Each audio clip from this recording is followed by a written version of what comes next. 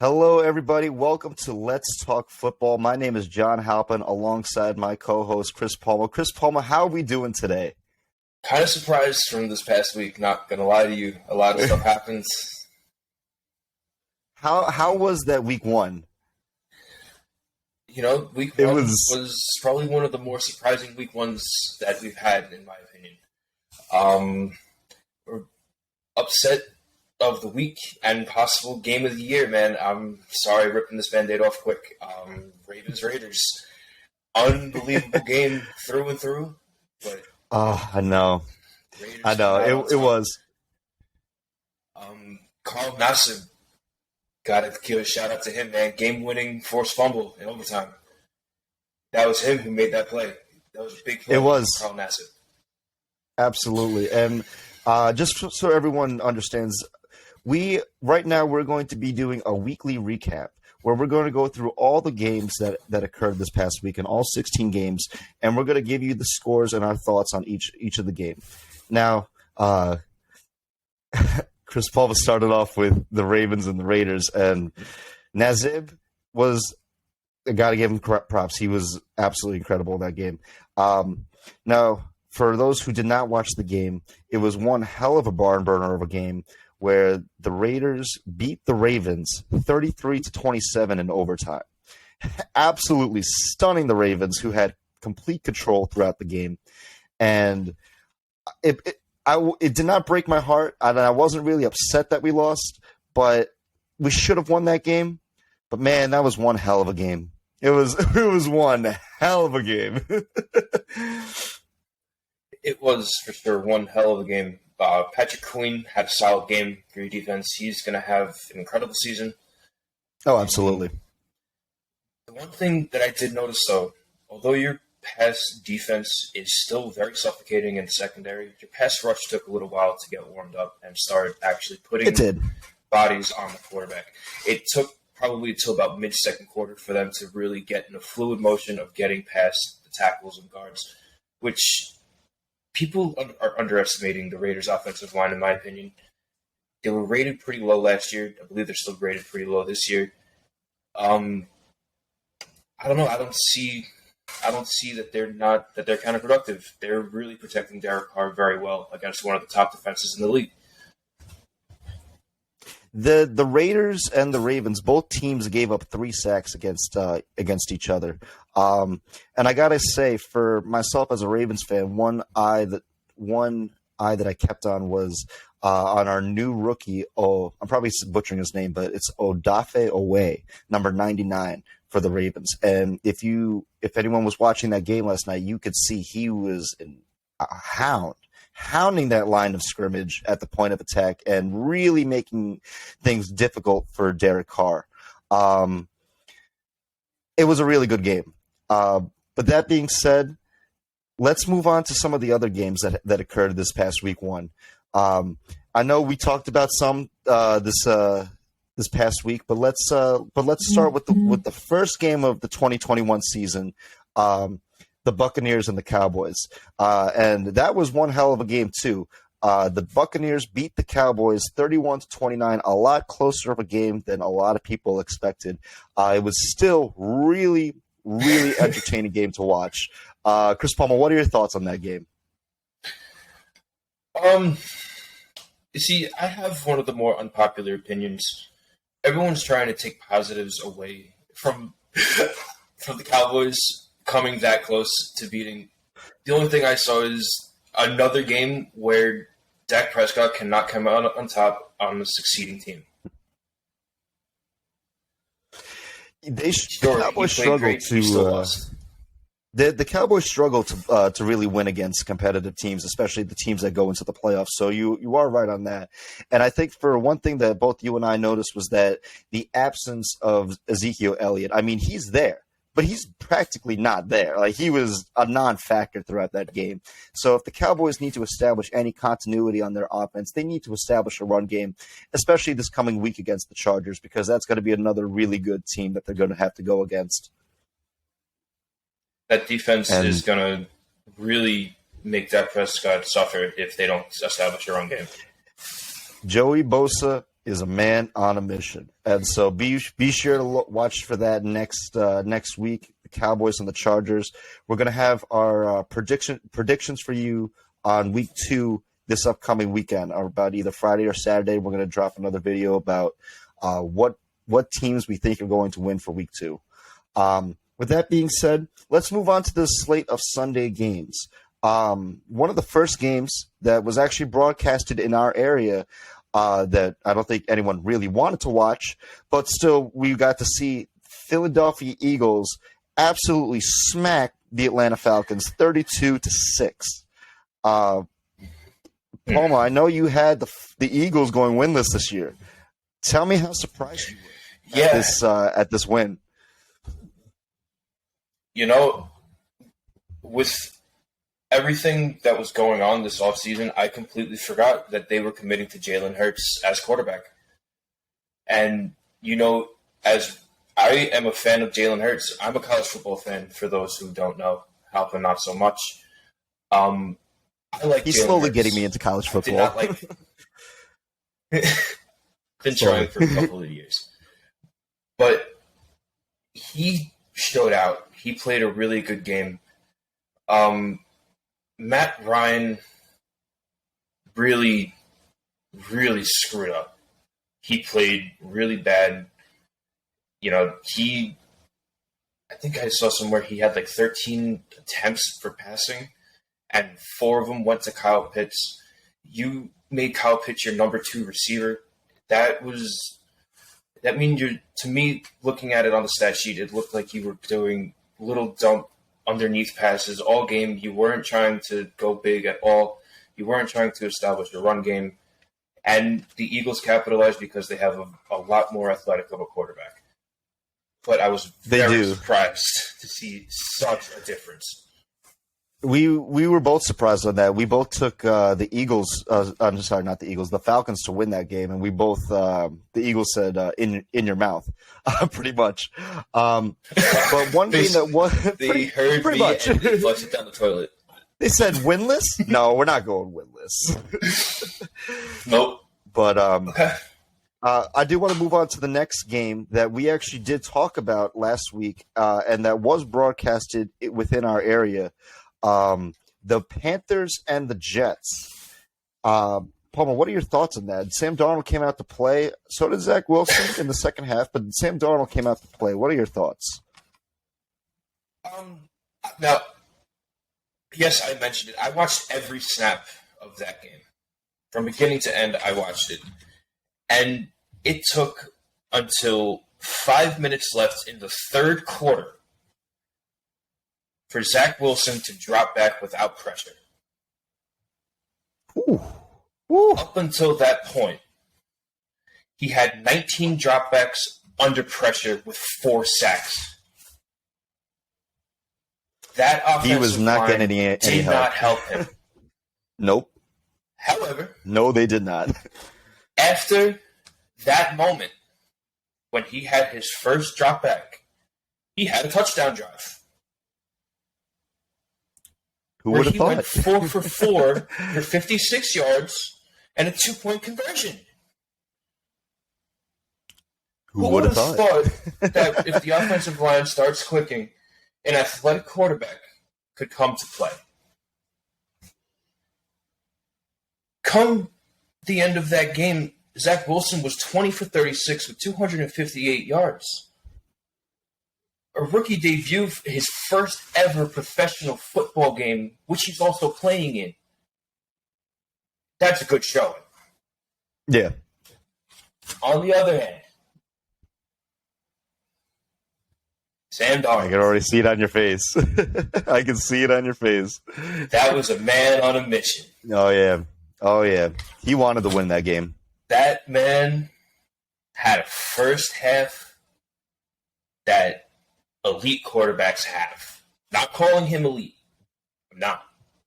Elite quarterbacks have first halves like he had.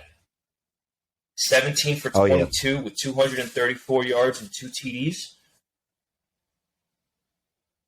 That he was a man on a mission. A first half that no one knew Sam Darnold had. And we And called he it, though. kept We that said that he in was the going to be back balling. pocket till Oh, yeah, he he got did. an Arsenal. And I think it was fitting that he threw that touchdown pass to Robbie Anderson, that former Jet, to another former It Jet was against the Jets. that was poetic justice, I especially because would it say was their poetic 12th justice. TD pass as a 2-0. I got to say, though, I expected that game to be more of a blowout. And I got to say, for Jets fans, they played a lot better than I thought they were in the second half. They definitely made some adjustments, not entirely, but they made some adjustments that kept them in the game, and I think that was really important to establish that by Robert Saleh. So be sure to look out the difference on how the Jets play in the first half to the second half, because I think we're going to see a good coaching display out of Robert Saleh. I'm pretty confident that he will be a pretty good coach in this league. But do you have any more thoughts on that Jets-Panthers game? Both teams really played very well. I feel the Panthers' Derek Brown is a D tackle to watch. Marcus May is a great secondary for the Jets. Michael Carter, watch for him, folks. He was a fourth-round draft pick, but kid's an athlete. Only reason he was a fourth-round draft pick was because of an ankle injury. The kid's an athlete. He's going to make plays on defense. I'm going to call him What out position right now. does he play? I believe he's a cornerback. He's a corner? Okay. Yeah, believe so. Okay. The one thing I also noticed with the Panthers, which I really want to watch for, is they're trusting their field goal kicker. It was a 50-yard attempt that they could have had. They put out that punter for a clutch punt that he messed up through the air. Mm-hmm. So it makes me feel like they don't trust their field goal kicker. Some kickers are like that, where you just don't know really what you're expecting out of them. I think that's something Matt Rule has seen in practice, where he knows how far he can trust his kicker. And I think that's one thing that the coaches have to understand in all teams, is how far can you trust your players to the best of their ability. And probably in that regard, Matt Rule was like, I've seen enough in practice, and that's it. Like 50 is probably his max. Mm-hmm. But another player to watch on the Jets is Franklin Myers, defensive tackle. Okay. He's gonna be good. He's gonna be very solid D tackle. Mm-hmm. Okay, Chris Paul, do you have any final thoughts in regards to that game? Okay. Well, the Jets are going to be having a tough showing against. Okay. Well, the Jets are going to be having a tough showing against the New England Patriots next week. So let's see how they fare next week. Let's move on to some more slated games that happened throughout on Sunday. The next game I'd like to discuss is the Arizona Cardinals versus the Tennessee Titans in an absolute upset, 38-13. Kyler Murray put on a show, but aside from Kyler Murray, we got to give shout out to Chandler Jones. He was an absolute animal when it came to on Sunday. I believe he had 5 sacks and a forced fumble. He was a man on a mission. So that Cardinals team is a lot better than we even thought. So, Paul, what are your thoughts in regards to that game? Do you think the Titans' defense is what the Titans' defense is, or you think this is just the Cardinals were just that good?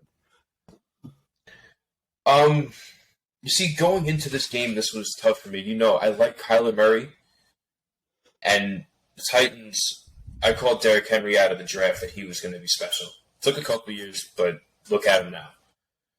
He's special. Same thing with Kyler Murray. The same thing with Kyler Murray said. It's going to take him a couple of years, and then he's going to do pretty incredible things. They had absolute runnings for upset of the weekend. I called the Titans were going to win this game because I thought they were overall you and I both team. Mm-hmm. Kyler Murray is special.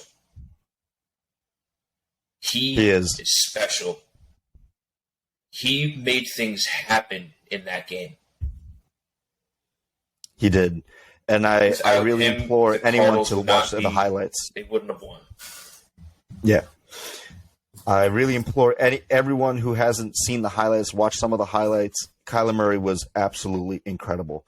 I want to move on to the next slate of games. The Pittsburgh Steelers and the Buffalo Bills. Your Steelers against the Bills. And, man, people were thinking Buffalo. I even thought Buffalo, but, man, Pittsburgh pulled it out in the end. TJ Watt, incredible. Cam Hayward, incredible. That whole front seven is absolutely incredible. And I feel bad for any team that has to face them, including my Ravens. So, with that being said, Palmer, what are your thoughts with your Steelers coming away with that win? Well, all I'm going to say is I want everybody, and I mean everybody, to keep the energy that they had in the offseason. That Mike Tomlin was going to have his first 8-9 season, and we weren't going to make the playoffs. You guys are judging from the last 5 games of last year. When we were hurt, we lost, I believe it was 4 players in 3 games. We wound up losing or something of that matter. We lost our entirety on defense. The team that smoked 11 games is back. And now we have a run. We have a runner. Najee Harris. It's going to take a couple of games. It will. Absolutely. I think it was a really good win for the Steelers. It was a very good win for the Steelers.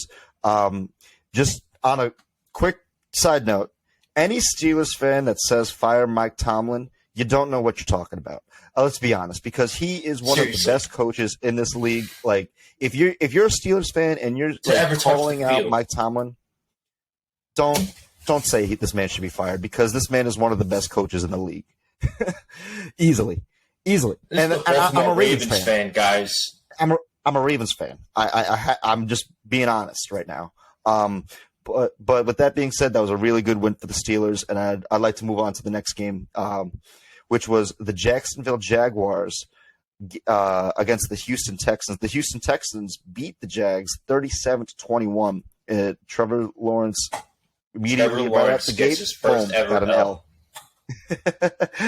And he's lost in college. Athlete.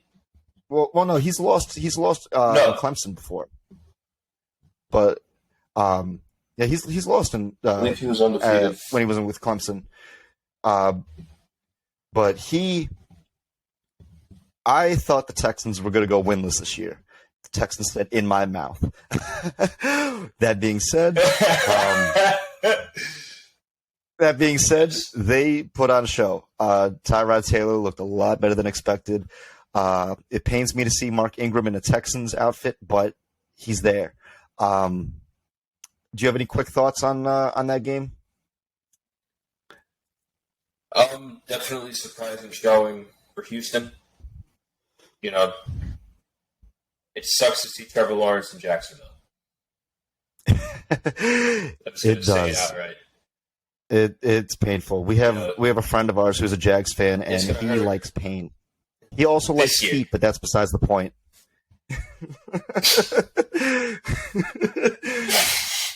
Nevertheless, we're gonna move past that. No king shame, but the next game, San Francisco 49ers against the Detroit Lions. The San Francisco 49ers won 41-33. Detroit almost came back to tie it, but ultimately could not seal the deal. Any quick thoughts on that, Chris Palmer? No. I didn't watch that game. I don't really remember that. I didn't watch the highlights on that. Okay. That's fair. The next game we'll move on to is Cincinnati and against Minnesota. Cincinnati won it in overtime, 27-24. A good outing for Joe Burrow and for that Bengals team. And I'm really curious as to what the Vikings' expectations are this season. But we're going to discuss more of that on our weekly episodic podcast. So with that being said. Yeah. Most of these games I have written down for next week. So quick thoughts I don't really have. I have most of it just blocked out for next week. Mm-hmm. If you're a Vikings fan, please, we implore you to come check out our podcast. Let's talk football. We're going to really go in depth with the Vikings next for week 2. But let's move on to the next slate of games. The Chargers and Washington. Chargers won 20-16. It was a very defensive outing, and Ryan Fitzpatrick got injured that game, I believe, with a hip injury. It sucks to see players go down like that, especially Fitz, who's been a vet in this league. But Justin Herbert put on one hell of a show, and he's special. He's very special, and I'm really looking forward to that Week 3 matchup where it's Chargers versus the Chiefs. Any thoughts on this game against Chargers fans?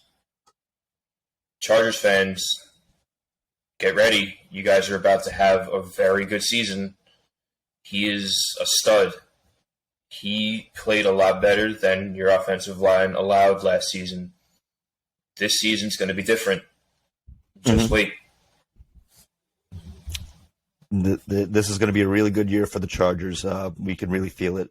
Moving on, the Seattle Seahawks beat the Indianapolis Colts 28-16. Very, very impressive showing by the Seahawks. They looked pretty much in control from the snap, from the get-go, and I think we're just expected to see that throughout the season from the Seahawks. And of course, I don't buy into Carson Wentz. I just don't. I don't think he's that impressive. And going up against that team, it's just that's just an outmatch. Personally, I feel even now that's an outmatch. And that's going to be one interesting team to keep your eye on is the Indianapolis Colts. Moving on to one of the really highlighted games going into this week was the Kansas City Chiefs versus the Cleveland Browns. The Chiefs came away with the win 33-29, and Baker Mayfield played incredibly well. He just made that one mistake right at the end, cost them the game. But, going toe-to-toe with the Chiefs, that's not an easy feat, and I commend the Browns because that's a very valiant effort right there. Your thoughts on that, Chris Palmer? I can see the Browns doing very well this season, and as an AFC North fan, it's cool to see another reputable team finally. The first quarter ejection was kind of unneeded. What do you mean finally? What? What do you mean? What do you mean? What do you mean? What do you mean finally? It's been the Steelers and the Ravens for 15 years, and you know it. We're not going to talk about that. Right, but now we finally have a reputable third team. Again, the first quarter ejection wasn't needed. We didn't need to go there. But the Browns fought for 3 3/4 quarters of that game up until there was about 2 minutes left, and Baker Mayfield just seemingly couldn't get it done. The defense decided to turn it on, and Patrick Mahomes things throughout the game. He had a great game. Baker Mayfield had a great game. They stood toe-to-toe, and they fought. It was a dogfight. They did. It was a very good game to watch for anyone who's watching it. But I know we were also broadcasting in our area. They were also broadcasting the Broncos and Giants game, and I don't think anyone really wanted to see that because the Broncos beat the Giants 27-13.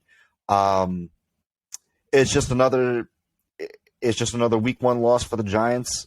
They have a short week ahead of them where they play Washington on Thursday.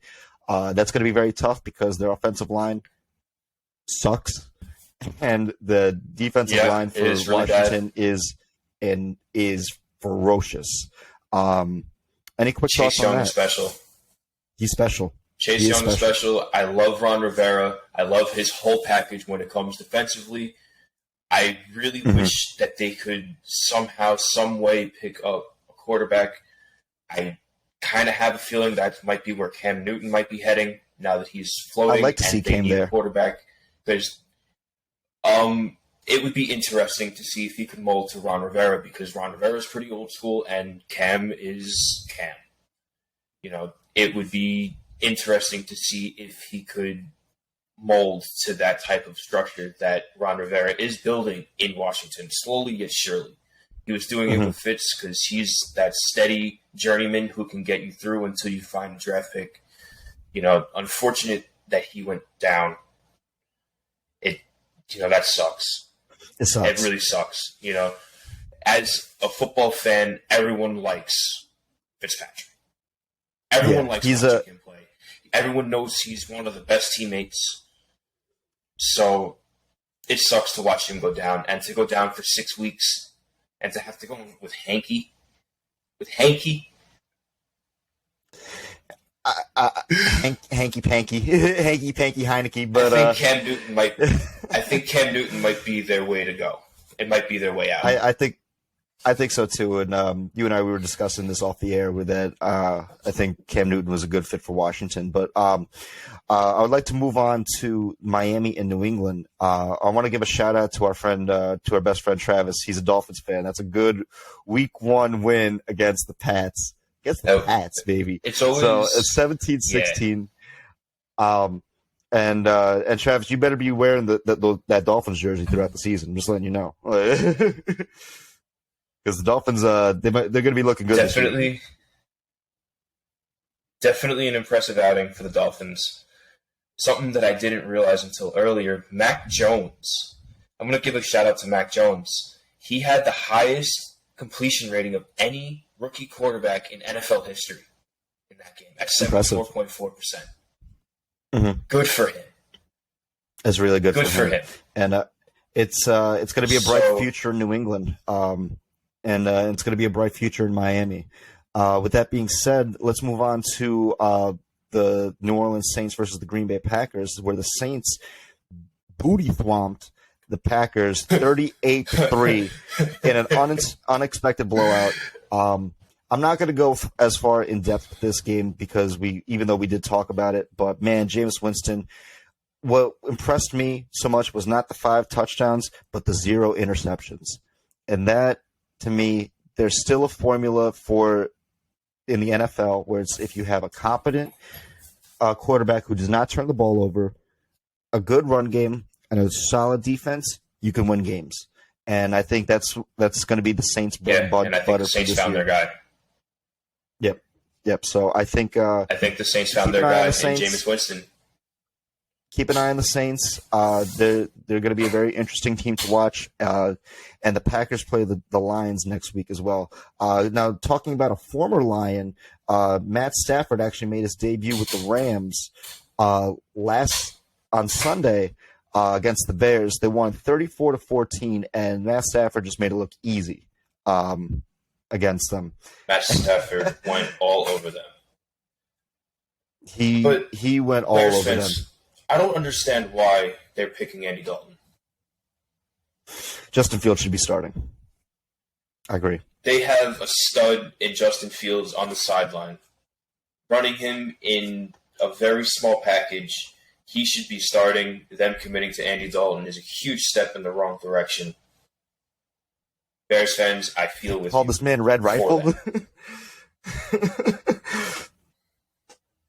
They call this man Red Rifle, but with that being said, that was a very interesting game. Shout out to our friend Nick Bates, who's a Rams fan. We're going to go more in depth with some games in week 2. But that concludes our 16 games for this past week. Do you have any final thoughts, Chris Palma, in going into week 2? Going into week 2, I hope it's like week 1, just as exciting, just as surprising. I said in the offseason that this season was going to be exciting, and it shows out after week 1. It was an excitement from Thursday to Sunday. Yep. It was a very exciting week. So that's it for this week 1 recap of Let's Talk Football. If you want to hear more from us, please join us on our weekly episodic podcast that will be dropping on Thursday. We're also going to be having our predictions for you on Friday or Saturday. So please check in with us, give us a like and subscribe, and please join the conversation, and we hope to see you next time. Thank you very much.